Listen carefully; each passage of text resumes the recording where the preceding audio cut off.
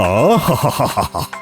আকাশে বাতাসে বেশ একটা পুজো পুজো গন্ধ, মনটা যেন চনমন চনমন করছে। সে তো আপনার মুখ চোখ দেখেই বোঝা যাচ্ছে মহারাজ। আশ্বিনের শারদ প্রাতে মহারাজ যেন ঝলমলং ঝলমলং করছেন। মহারাজকে হাসতে দেখে আমারও মন কেমন নাচানাচি করছে। বলো কি, তবে তো ঢাকের তালে তালে একটু নেচে ফেললেই হয়। এই বয়সে নাচ বলেন কি মহারাজ? ব্যাপারটা একটু চাপের হয়ে যাবে না? কোমর দুলাতে গিয়ে কোমর ভাঙলেই তো চিৎপটাং। এই নাচের বদলে গান হলে না হয় একবার চেষ্টা করে দেখতে পারি। সুরে তালে ভরবে কান, পুজোয় মোরাও গাইব গান। বেশ তো, গান বাজনা সেসব না হয় হবে। পুজোর ছুটিতে ভালো করে রপ্ত করে নিয়ে বেশ জাঁক জমক করে বিজয়া সম্মেলনী করা যাবে। আহা, ছুটি ছুটি ছুটি, খাবো গরম গরম রুটি। কিন্তু কবে থেকে ছুটি পড়বে সেটাই তো বললেন না মহারাজ। সেটা নিয়েই তো আলোচনা করব ভাবছি, কিন্তু কি কোথায় কি? ওই যে গোপালের মুখে কোনো কথা নেই। বাইরে আশ্বিনের মেঘ ভাসলেও গোপালের মুখে যেন শ্রাবণের কালো মেঘ। অতি আশ্চর্য! পুজোর সময় তো অন্তত হাসি খুশি থাকতে পারো। কি করে হাসি খুশি থাকবো বলুন? না আমার মন্ত্রী মশাইয়ের মতো উপরি আছে, আর না আছে পুজো করার জন্য আপনার মতো সাম্মানিক। আহা, এই কি যন্ত্রণা! তবু যদি মহারাজ পুজোর সময় কিছু ভাতা দেওয়ার কথা ভাবতেন, তবে না হয় নড়ে চড়ে বসতাম।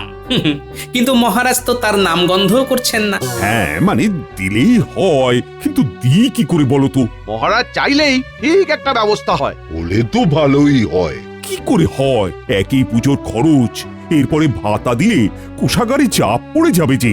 তাই পুজোর ভাতার উপরে কাঁথা চাপা, তাই তো মহারাজ। আহা, চাপাচুপির কথা এখন থাক না, তার চেয়ে সবাই হাতে হাত লাগাও বরং, আর যাকে যা দায়িত্ব দেওয়া আছে সেটা পালন করো, যাতে পুজোটা সুষ্ঠুভাবে মেটে। কত কি ভাবলাম, এই সবটাই ঘেটে গেল যে। কি হবে? কেন? পয়ে পুজো হবে আর ছয়ে ছুটি হবে। দূর দূর যাও, বা একটু বাড়তি কিছু পাওয়ার আশা দেখা দিয়েছিল সেটাও চলে গেল। পুজোর মেজাজটাই চটকে চচ্চই হয়ে গেল একদম।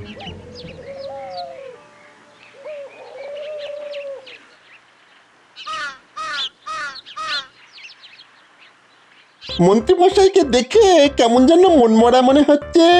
এখন কি তবে কথাটা পারা ঠিক হবে? তোদের আবার কি হলো? খামোখা বিড়বিড় না করে ঝেড়ে কেসে বিদায় হ দেখি।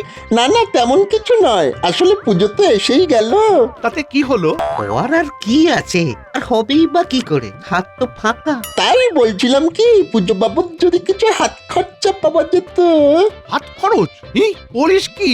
মহারাজকে বললে মহারাজই হাত উল্টে দিচ্ছেন, আর আমি তো কোন ছাড়। ভাতার কথা বললেই মহারাজ উল্টো দিকে হাঁটা লাগাচ্ছেন। কি যে বলেন মন্ত্রীমশাই, আপনার আবার ভাতা লাগে নাকি? এটা সেটা থেকে এক হাতা সরিয়ে দিলেই তো আপনার হয়ে যাবে। সেটা অবশ্য তোরা খুব একটা ভুল কিছু বলিসনি, তবে দেখিস কথাটা যেন পাঁচ কান করিস না। আর এইভাবে আমার যদি কিছু হয় তবে তোদেরও না হয় হাতে কিছু গুজে দেব। ব্যাস ব্যাস, তাহলে আমরাও মুখ বুজে থাকবো।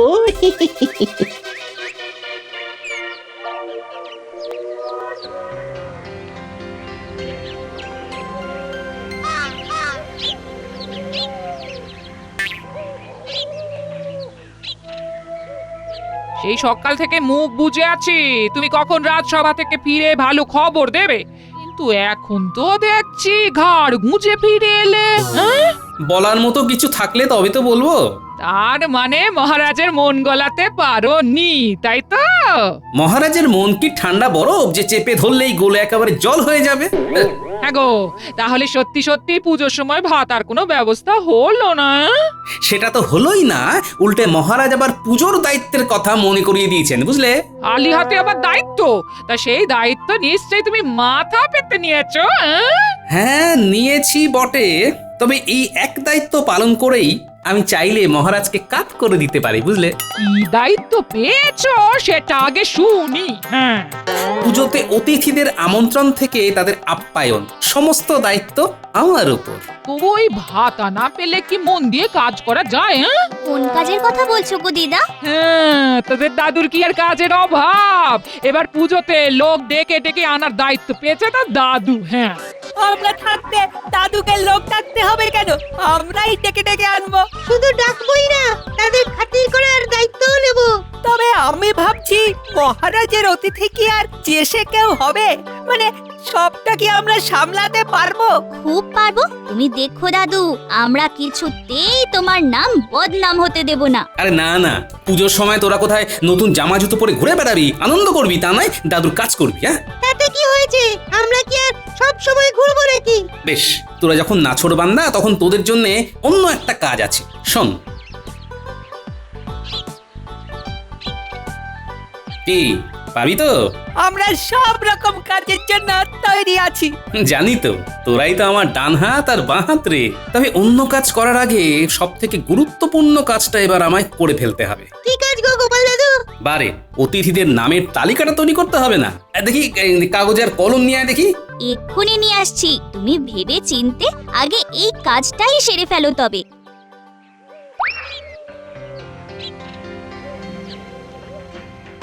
চলো মন্ত্রী, এখন এক চক্কর ঘুরে দেখি কেমন কি প্রস্তুতি চলছে। প্রস্তুতি তো তুঙ্গে মহারাজ, পুরো ব্যাপারটাই আমার তত্ত্বাবধানে হচ্ছে তো। তাই নাকি? তবে তো দেখতেই হচ্ছে। কি মহারাজ? ওই যে তোমার তত্ত্বাবধানে সবাই কেমন গুছিয়ে কাজ করছে। কাজে ফাঁকি দিলে তোমাকে কিন্তু আমি ছাড়বো না। এই মরেছে, যেচে আবার নিজের বিপদ নিজে ডেকে আনলাম না তো। ওই তো, ওই দেখুন মহারাজ, সেনাপতি কেমন নিজের কাজে লেগে পড়েছে।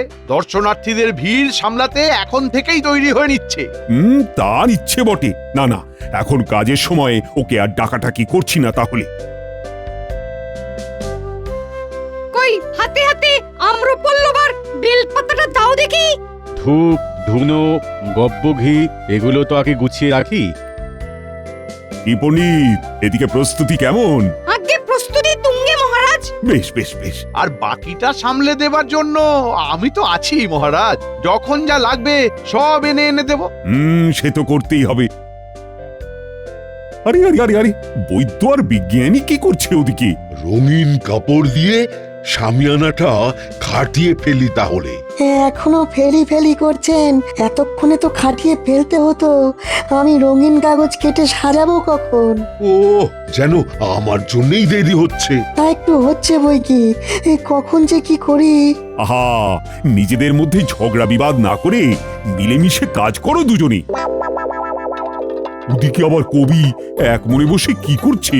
কবির যা কাজ মহারাজ, পুজোর বৈঠকি আড্ডায় পাঠ করবে বলে কবিতা লিখে চলেছে। না না না, তুমি বেশ কাজের কাজই করছো বটে। তবে দেখবেন মহারাজ, কাজের বেলায় কাজী আর কাজ ফুরলে আবার পাজি না হয়ে যান শেষে। এই যে গোপাল, কোথায় ছিলে এতক্ষণ? আমাকে যে দায়িত্ব দিয়েছেন তাই পালন করছিলাম মহারাজ। ওই তো ভারী কাজ, তার আবার পালন। আমার মতো পুজোর কেনাকাটা জোগাড় যন্ত্রের ব্যাপারটা ভাবতে হলে, ফল মূল মিষ্টি দানের সামগ্রী নববস্ত্র সব জোগাড় করতে হলে তুমি কি করতে গোপাল? দেখো গোপাল, দেখো, মন্ত্রীর কাছে শেখো যে কাজ কি করে গুছিয়ে করতে হয়। আপনি কিচ্ছু ভাববেন না মহারাজ, আমি কাজ গুছিয়েই করছি। আর আমার কাজের বহর আপনি যথাসময়ে দেখতে পাবেন। আপনার হাতে ওটা কি জাহাপানা? ডাক এসেছে উজি, ডাক এসেছে। যাও যাও যাও, তৈরি হয়ে নাও। কিসের ডাক? কার ডাক? কোথাকার ডাক? ডাক ডাক করে আর ডাকাডাকি না করে যা বলছি সেটা করো। কৃষ্ণচন্দ্র আমাকে কৃষ্ণনগরে পুজো দেখার জন্য আমন্ত্রণ জানিয়েছে। তাহলে চলুন না, চলুন। আর দেরি করছেন কেন জাহাপানা? যাবো তো নিশ্চয়ই, তবে শুধু পুজো দেখতে নয়। তবে তবে আবার কি, কৃষ্ণচন্দ্রকে হালকা করে বেকায়দায় না ফেলতে পারলে যে আমার মন ভরে না। সে তো আমি জানি জাহাপানা। এবারেও কি ফোন দিয়ে এঁটে ফেলেছেন? নিশ্চয়ই, কৃষ্ণনগরে গিয়ে পান থেকে চুন খসলেই এমন শিক্ষা দেবো যে কৃষ্ণচন্দ্র একেবারে মুখ চুন করে ঘুরবে। সে ভালোই ভেবেছেন, তবে গোপাল থাকতে কাজটা তেমন সহজ হবে না। না না না না না না, আমাকে ঠকানো অত সহজ নয়। পুজো বলে আপেল কলা লেবু সবার দাম দ্বিগুণ করে দেবে সেটি তো হবে না। কি বলছেন মন্ত্রী মশাই? আমি তো ন্যায্য দামই বলেছি। কোন জিনিসের কি দাম আমাকে শেখাতে এসো না। আগে ভালো জিনিসের তো ভালো দাম হবেই। তাহলে অত ভালো জিনিস নেওয়ার কি দরকার? কম করে নেব আর কম দামে নেব, তাহলে আর আমার পর্দায় পোষাবে কি করে? হ্যাঁ, কি বুঝলে? মন্ত্রীমশাই কি শুরু করেছেন বলতো? কম দামে জিনিস কিনে, না হলে বা পরিমাণে কম জিনিস কিনে টাকা সরাচ্ছেন। ভালোই তো, নিজের ব্যাপারটা নিজেই বুঝে নিচ্ছেন। তবে মন্ত্রীমশাই এভাবে যত মালকুড়ি সরাবেন আমাদের তত লাভই। সে তো জানি, তাই তাই মন্ত্রী মশাইয়ের পিছন পিছন এইভাবে ঘুরঘুর করছি। দেখছিস মন্ত্রী মশাইয়ের কাণ্ড কারখানা? কোনো না কোনো বাহানাতে খরচা কম করে নিজের ট্যাঙ্ক ভরছেন। এই জন্যই তো গোপাল দাদু মন্ত্রী মশাইকে চোখে চোখে রাখতে বলেছে। শুধু চোখে চোখে রাখলে হবে না, খবরটা দাদুকে গিয়ে দিতেও হবে। হ্যাঁ হ্যাঁ, চল, আর দেরি করাটা ঠিক হবে না। নবাব আসছেন, বর্ধমানের রাজা আসবেন বলে কথা দিয়েছেন। খাম্বাজ রাজা আর মন্ত্রীরও আসার কথা। হ্যাঁ হ্যাঁ হ্যাঁ, আর কাজ কি তোমার? একবার করে তালিকা বানাও, একবার করে কেটে ফেল। তুমি কথায় কথায় এভাবে রেগে যাও কেন? হ্যাঁ, রাখবো নয় তো কি, নেচে নেচে গান শোনাবো তোমায়? বলি বসে বসে ওই তালিকা বানালে মহারাজের কাছ থেকে ভাতা জুটে যাবে তো? হ্যাঁ, ভাতা জুটুক না জুটুক, মহারাজ যে ঢোক গিলতে বাধ্য হবেন সেটা নিশ্চিত করে বলতে পারি গিন্নি। আমরাও বলতে পারি দাদু। তোরা আবার কি বলবি রে? কেন, ওই যে মন্ত্রী মশাই পুজোর কেনাকাটার নামে মাল করি সরাচ্ছেন। বলিস কি? তাহলে যা ভেবেছিলাম ঠিক তাই। মন্ত্রী মশাইয়ের কাজ করব আমরা নিজের চোখে দেখে এসেছি। বেশ, তবে তোরা পুজোর কদিন খুব হই হই আনন্দ করে নে, বুঝলি? আর তুমি আনন্দ করবে না? করবো তো, তবে তার আগে মন্ত্রী মশাইকে ওরই পেঁচে ফেলে ঠান্ডা করব।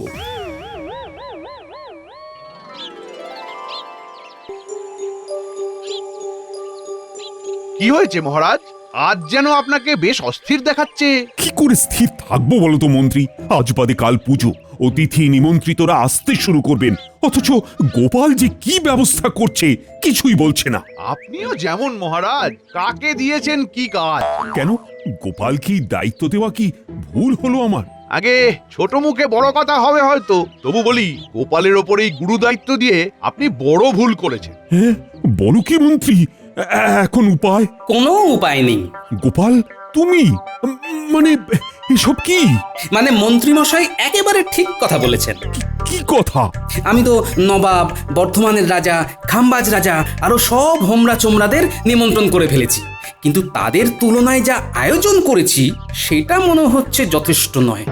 তার মানে? মানে তাতে আপনার মান থাকবে কিনা তাই ভাবছি মহারাজ।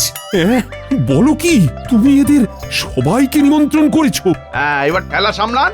ও, করেছো কি গোপাল? এরা সবাই আসবে?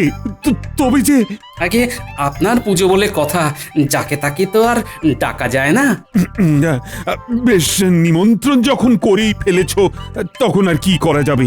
তবে দেখো তাদের যত্নের যেন কোনো ত্রুটি না হয়। আর আমি এখনই কোষাগার থেকে 100 স্বর্ণমুদ্রা মঞ্জুর করলাম। তবে বলছিলাম কি মহারাজ, সব দিকটা তো আমার একার পক্ষে দেখা সম্ভব হবে না, তাই এই ব্যাপারে যদি মন্ত্রীমশাইকে সঙ্গে পাওয়া যেত। মানে তুমি কিচ্ছু ভেবো না গোপাল, আমি সব সামলে দেব। এমন মৌকা কেউ ছাড়ে নাকি? ব্যাস ব্যাস, এইবার তাহলে সব সামলে ফেলবো। কি করে কি সামলাবেন মন্ত্রীমশাই? অতিথিরা তো এই এলেন বললে। আমাদের যেমন যা আনতে বলেছিলেন আমরা কিন্তু তার ব্যবস্থা করেছি। করেছিস তো? ব্যাস ব্যাস ব্যাস, তাহলেই হবে। তা বলে কাজু পেস্তা দেওয়া মালাই শরবতের বদলে লেবু শরবত, আর ক্ষীর দই আর রাবড়ির বদলে ছানার পায়েস। কেন, সঙ্গে নারকেল নাড়ুও তো আছে। সেটাও তো রাজভোগের বদলে। তার উপর নতুন বস্ত্র দিয়ে সকলকে আপ্যায়ন করবেন বলে দামি মসলিনের পাঞ্জাবির বদলে সুতোর কাজ করা ওই সুতির ধুতি পাঞ্জাবির ব্যবস্থা করেছেন। এই দিয়ে চলবে তো? চলবে মানে? একেবারে দৌড়বে। শোন, যা করেছি খুব করেছি, এর থেকে বেশি আয়োজন করলে মাথায় চেপে বসবে। আর সেই সব করে আমারই বা কি থাকবে? আরেকবার ভেবে দেখুন মন্ত্রীমশাই, এই আয়োজন কি ঠিক হচ্ছে? বললাম তো, যা হচ্ছে খুব হচ্ছে। মহারাজ সোজা পথে যেমন ভাতা দেননি, তখন বেঁকা পথে মহারাজের অতিথি আপ্যায়নের অর্থ থেকে নিজের মতো সরিয়ে ফেলাটাই এখন ঠিক কাজ। তবে গোপাল দাদা না বললে আপনি কিন্তু এমন সুযোগ পেতেন না। গোপাল বেশি ভালো মানুষই দেখাতে গিয়ে চালে ভুল করে ফেলেছে। তবে আমি কোনো বেচাল হতে দেব না। নে চটপট হাত লাগিয়ে সব গুছিয়ে ফেল দেখি।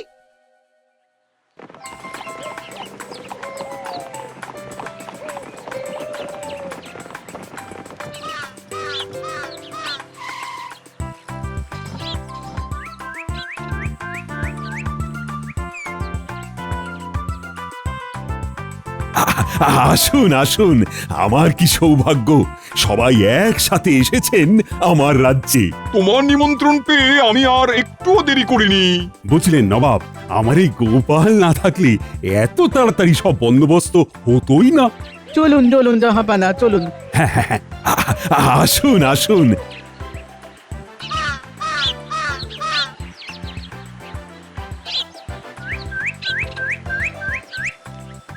নিয়ে এসো, সে সব নিয়ে এসো। নবাব বাহাদুর এসেছেন বলে কথা। আরে আরে, করেছো কি?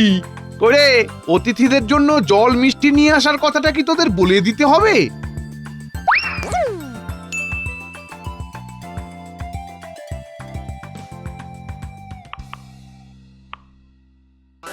কি কি আয়োজন? হ্যাঁ, এত দূর থেকে আসার পরে এমন আপ্যায়ন, না না, এমনটা তো ভাবতেও পারিনি। তবে আয়োজন যখন করেছে তখন না হয় খেয়েই দেখি। ছি ছি ছি ছি, এসব আবার মুখে দেওয়া যায় নাকি? নারকেল নাড়ু কতদিন খাইনি আমি। খাও খাও খাও, পেট ভরে নাড়ু খাও আর কৃষ্ণনগরের সভায় ঝাড়ু দাও। কেন যে আসতে গেলাম এখানে। তোমার মনে মনে তাহলে এই ছিল কৃষ্ণচন্দ্র? ছি ছি ছি মন্ত্রী, তোমার জন্য যে আমার নাক কাটা যাওয়ার উপক্রম হলো, সেদিকে খেয়াল আছে? হ্যাঁ, আমি তো মহারাজ মানে একেবারে নিজে দাঁড়িয়ে থেকে মানে একেবারে। থামো, তোমাকে আর মানে করে জিভ কাটতে হবে না। যা করেছো খুব করেছো। মহারাজের মনের কথা তাহলে বুঝেছেন নবাব বাহাদুর? কি বলতে চাইছো নাকি গোপাল? আসলে এই যে আয়োজন দেখছেন, এটা মহারাজেরই মনের ইচ্ছে। তার মানে কৃষ্ণচন্দ্র জেনে শুনে? না না, জানিয়ে শুনিয়ে ঢাক ঢোল পিটিয়ে নয়। তবে মহারাজ খুব সাধারণভাবেই সর্বসাধারণকে উৎসবের দিনে বিভিন্ন সময়ে জল মিষ্টি আর বস্ত্র বিতরণ করেন। আপনাদের মতো অতিথিদের তারই নমুনা দেখিয়েছেন মাত্র। এই কথা আগে বলবে তো। সত্যি আমরা শুধু শুধু ওকে ভুল বুঝলাম। তাহলে তো ঠিকই আছে, প্রজাদের কথাও তো ভাবার দরকার আছে। তবে এখানেই শেষ নয়, অতিথি আমন্ত্রিতদের জন্য রাজকীয় ব্যবস্থাও করা হয়েছে মহারাজের পক্ষ থেকে। তাই বলো, না হলে যে সবটাই ফাঁকি হয়ে যাচ্ছিল মনে হচ্ছে। আছে আছে, খাওয়া পড়ার এলাহি আয়োজন আছে।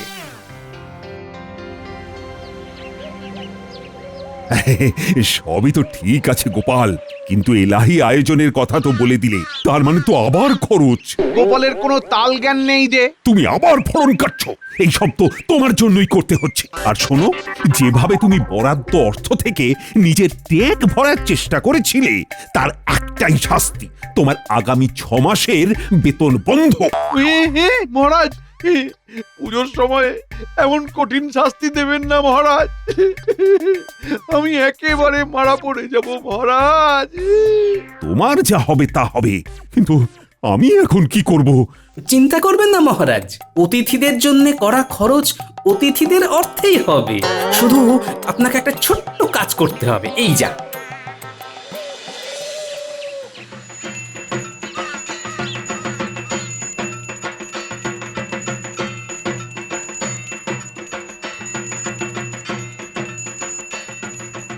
পুজোটা বেশ জাঁকজমক করেই হচ্ছে দেখছি। শুধু জাঁকজমক নয়, সঙ্গে নিষ্ঠাও আছে জাহাপনা। সাধে কি আর আমি কৃষ্ণনগরের আমন্ত্রণ গ্রহণ করেছি? আপনারা এসেছেন বলে আমিও কি কম খুশি হয়েছি? তাই এই সামান্য উপহার আপনাদের জন্যে।